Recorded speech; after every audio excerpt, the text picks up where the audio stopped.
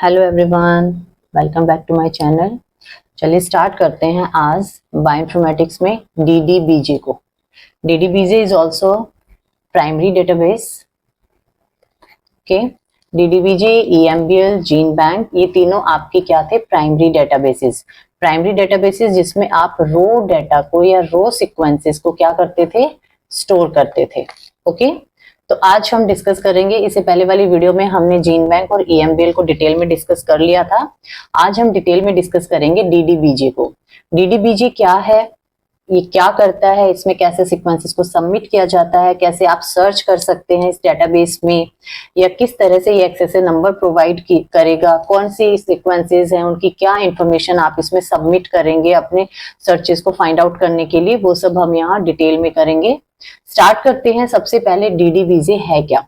DDBJ is DNA data bank of Japan. ठीक है, जो डीडीबीजे है वो क्या है? DNA data bank of Japan. Japan इसमें वर्ड यूज हुआ है, मीन्स यहाँ पर जो भी डाटा होगा वो मैक्सिमम किस कंट्री का होगा? जापान का। ओके, जापान मीन्स यहाँ पर जो जापानीज जो भी स्कॉलर्स होंगे या रिसर्चर्स होंगे, मैक्सिमम जो डाटा होगा अराउंड 99% वो सारा का सारा जापानीज रिसर्चर का ही होगा। और भी बहुत सारे वर्ल्ड वाइड भी इसमें रिसर्चर्स जो हैं वो भी अपने डाटा को सबमिट करवा सकते हैं, लेकिन मैक्सिमम जो है जापानीज रिसर्चर्स का है। इसीलिए इस डाटाबेस को हम बोलते हैं DNA data bank of Japan. Okay, अब जो DNA data bank of Japan है, डीडीबीजे है, ये सबसे पहले स्टार्ट किया गया था इन 1986। और कहां पर ये स्टार्ट हुआ था? Hosted at NIG. NIG is national institute of genetics. National institute of genetics, जो कि कहां पर प्रेजेंट है? जापान में। ओके, ये यहाँ पर होस्टेड होता है इस इंस्टीट्यूट पे। और कब हुआ था? 1986 में। और ये इंस्टीट्यूट कहाँ पर प्रेजेंट है? जापान में प्रेजेंट है। ओके, अब ये बात मैंने आपको डिस्कस कर दी है कि ये जो डेटाबेस है ये जापानीज रिसर्चर का यहाँ पर डाटा मैक्सिमम होगा। मैक्सिमम मान लो अगर टोटल जितना भी है उसका 99% यहाँ पर जापानीज रिसर्चर का सारा रो डाटा होगा। बाकी इसमें और भी वर्ल्ड वाइड भी जो भी कंट्रीज हैं वो भी, वहां के भी रिसर्चर क्या कर सकते हैं? डाटा को इस डेटाबेस में सबमिट कर सकते हैं। ओके, अब जो ये जो डेटाबेस है हमारा, ये क्या करता है? शेयर करता है अपनी इंफॉर्मेशंस को। शेयर कर सकता है ये अपनी इंफॉर्मेशन को किसके साथ? जो आपका जीन बैंक है, ओके, या फिर आपका ईएमबीएल है। ये बात मैंने जीन बैंक और ईएमबीएल में भी बार बार डिस्कस की थी कि जो जीन बैंक, ईएमबीएल और आपका ये डीडीबीजे, ये तीनों डेटाबेस क्या करते हैं? एक दूसरे के साथ कोलैबोरेशन शो करते हैं। मींस यहाँ पर जो सीक्वेंसेस है, जो इंफॉर्मेशन है, वो इजीली एक्सचेंज हो सकती है। ओके, इजीली उसको एक्सचेंज किया जा सकता है। और इस कोलैबोरेशन को मेंटेन कौन करता है?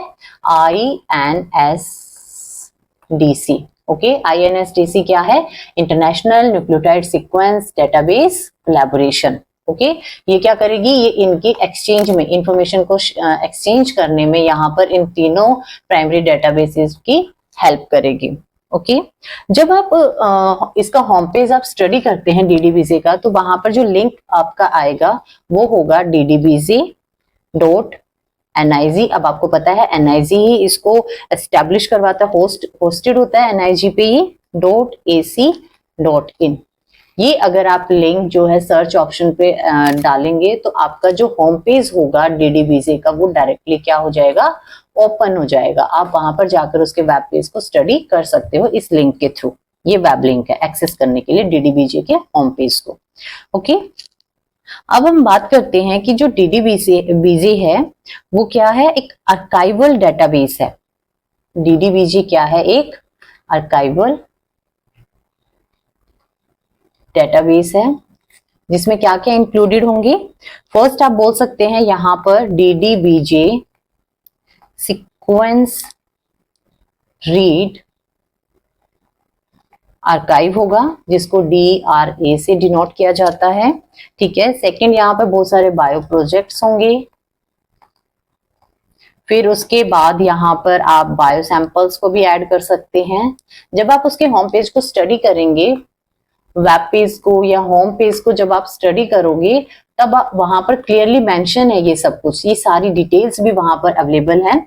तो कौन कौन सी चीजें इंक्लूडेड होंगी? DDBJ sequence read archive, bio projects होंगे, बायो सैंपल्स होंगे, साथ साथ यहाँ पर जीनोमिक एक्सप्रेशन आर्काइव भी रहेगी, genomic expression archive, and also Japanese genotype, phenotype,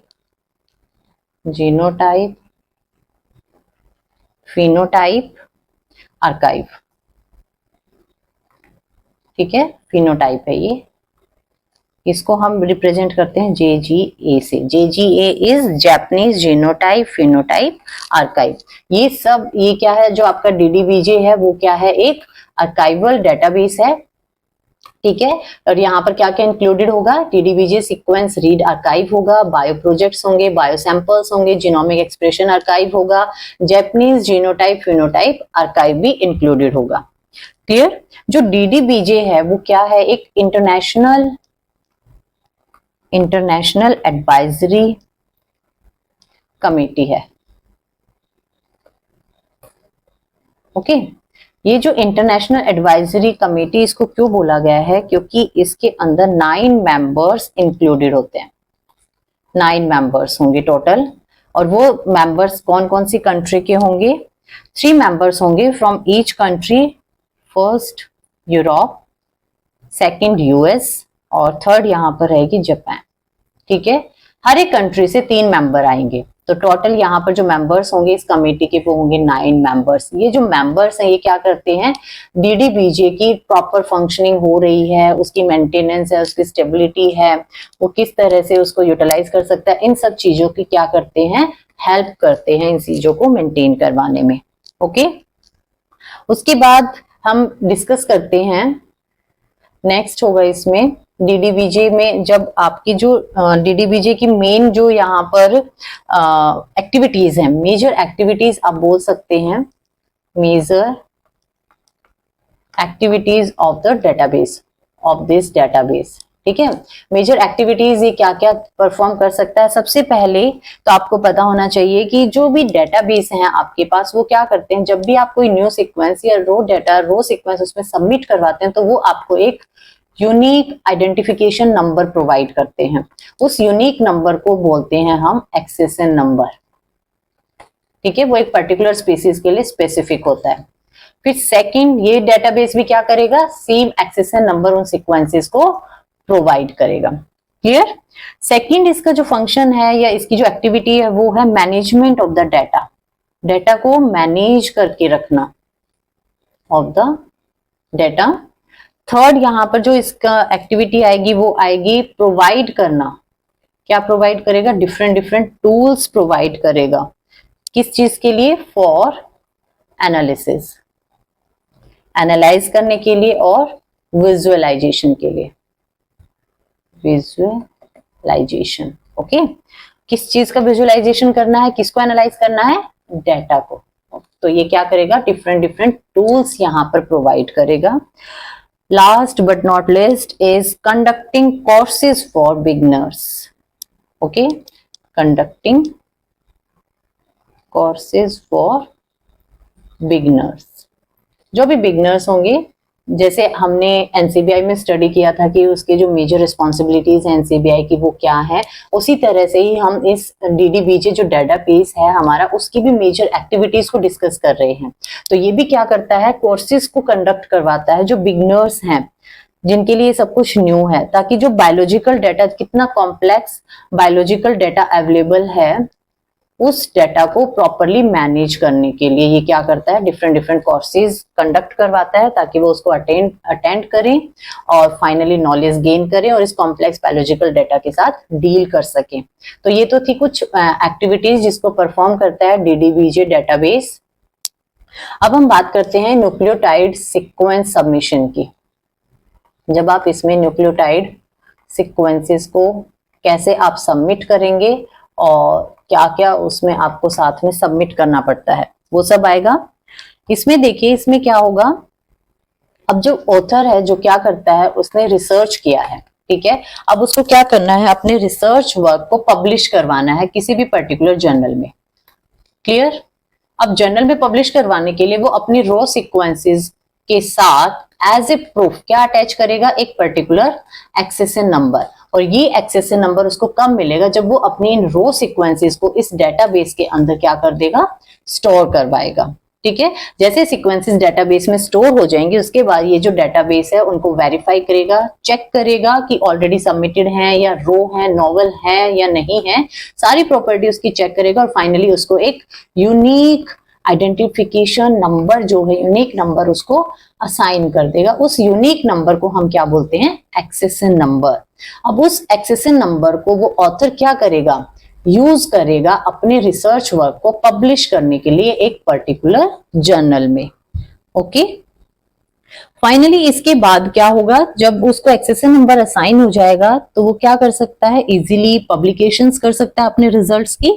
जो डेटा आर्काइव्ड होता है INSDC में, वो भी पब्लिश होगा with the help of gene bank and EMBL। ये आपको पता ही है कि जो जीन बैंक और EMBL है वो क्या करते हैं, यहाँ पर इंफॉर्मेशन के एक्सचेंज में, शेयरिंग में, डेली बेसिस पे यहाँ पर एक्सचेंज और शेयरिंग होता रहता है। और ये इन सीक्वेंसेस के भी सबमिशन में क्या करते हैं, हेल्प करते हैं। फाइनली हम डिस्कस करते हैं कि जो डेटाबेस है हमारा DDBJ, उसका मेन रोल क्या है, role of DDBJ database. Okay, role में देखिए, रोल में आपको बताना है कि जो DDBJ है उसका जो मेन फंक्शन है, मेन जो एक्टिव रोल है उसका, वो क्या होगा। सबसे पहला तो वही होगा कि ये क्या करता है, जब भी यहाँ पर DDBJ क्या करेगा, ऑफिशियली सर्टिफाइड है to collect the sequences from authors. ठीक है, वही वाली बात रिपीट है यहाँ पर सेम, कि क्या करता है, ऑथर्स से सीक्वेंसेस को कलेक्ट करता है और असाइन करता है उसको एक ऑफिशियली रिकॉग्नाइज्ड एक्सेशन नंबर। ठीक है, ये उसकी ड्यूटी है। और किसको प्रोवाइड करेगा, ये सबमिटर को, जिसने क्या किया है, सीक्वेंसेस को यहाँ पर सबमिट किया है। वो जो सीक्वेंसेस यहाँ पर सबमिट करता है, उन सीक्वेंसेस की उसको थोड़ी बहुत इंफॉर्मेशन भी साथ में सबमिट करनी पड़ती है। जैसे डिटेल देनी पड़ती है सीक्वेंसेस की, सबमिटर की भी डिटेल जाएगी, सीक्वेंसेस की भी इंफॉर्मेशन वहां पर सबमिट होगी, बेसिक इंफॉर्मेशंस, बिब्लियोग्राफी भी वहां पर सबमिट करनी पड़ेगी जब भी सीक्वेंसेस को सबमिट किया जाता है, रेफरेंसेस जो भी उसमें यूज हुई हैं, ठीक है, बायोलॉजिकल सिग्निफिकेंस क्या है उसके, जो भी सीक्वेंस यहाँ पर सबमिट करना चाह रहे हैं उसका कोई सिग्निफिकेंस है या नहीं है, साइंटिफिक नेम क्या होगा, scientific name and taxonomy of the organism, organism की टेक्सोनॉमी को भी यहाँ पर क्या किया जाएगा, सबमिट किया जाएगा। जब आप यहाँ पर रिसर्चर क्या करेगा, ऑथर है, रिसर्चर है, जब वो अपने सीक्वेंसेस को सबमिट करता है इस डेटाबेस के अंदर, तो उसको साथ में कुछ ना कुछ सीक्वेंसेस की इंफॉर्मेशन जिसने सबमिट की है वो अपनी भी इंफॉर्मेशन यहाँ पर प्रोवाइड करेगा, साथ में बिब्लियोग्राफी भी देगा, रेफरेंसेस भी प्रोवाइड करेगा, उन सीक्वेंसेस के बायोलॉजिकल सिग्निफिकेंस क्या है वो भी डिटेल में बताएगा, साइंटिफिक नेम क्या है उसका, टेक्सोनॉमी क्या है उस ऑर्गेनिज्म की जिससे उन सीक्वेंसेस को एक्सट्रैक्ट आउट किया गया है। ओके, ये इंफॉर्मेशन देगा। उसके बाद जो ये डेटाबेस है ये क्या करेगा, क्रॉस चेकिंग करेगा कि वो रॉ सीक्वेंसेस हैं या नहीं है। अगर वो रॉ सीक्वेंसेस होंगी तो उसको क्या करेगा, एक एक्सेशन नंबर असाइन कर देगा। ठीक है, जो DDBJ है वो क्या करता है, एक्सचेंज कर सकता है डाटा को। ये भी आप इसके रोल में डिस्कस कर सकते हैं। Exchange data on daily basis किसके साथ एक्सचेंज करता है, सेम जीन बैंक और EMBL के साथ। ओके, ये जो तीनों डाटा सेंटर्स हैं ये क्या करते हैं, वर्चुअली शेयर करते हैं सेम डाटा को at any given time. Clear? उसके बाद जो DDBJ है वो क्या करता है, सीक्वेंस डाटा को कलेक्ट करेगा मेनली फ्रॉम जापानीज रिसर्चर से, but also accept data from other countries. इसीलिए इस डेटाबेस को क्या बोला जाता है, DNA data bank of Japan, क्योंकि यहाँ पर जो जापानीज रिसर्चर्स हैं, मैक्सिमम डाटा जो है वो किनका सबमिट होगा, इन जापानीज रिसर्चर्स का होगा। साथ में लेकिन ये रिस्ट्रिक्टेड नहीं है, और भी वर्ल्ड में जितनी कंट्रीज हैं, ठीक है, वो भी क्या कर सकते हैं, वहां के रिसर्चर्स भी यहाँ पर डाटा को सबमिट करवा सकते हैं। ये था आपका डीडीबीजे। आई होप ये सभी को क्लियर हो गया होगा। Thank you.